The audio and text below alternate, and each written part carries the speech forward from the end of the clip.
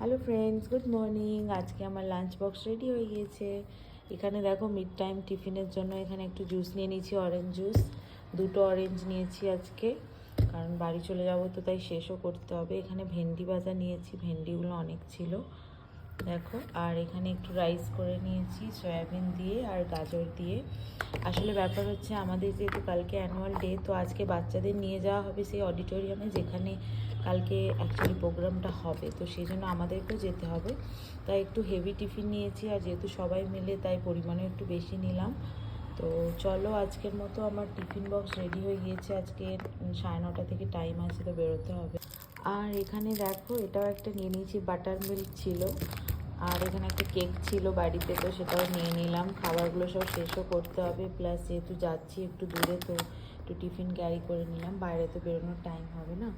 তো এই হলো আজকে আমার টিফিন পুরোপুরি। তোমরা কেমন লাগছে আমাদের ভিডিও অবশ্যই জানিও। Tata, by.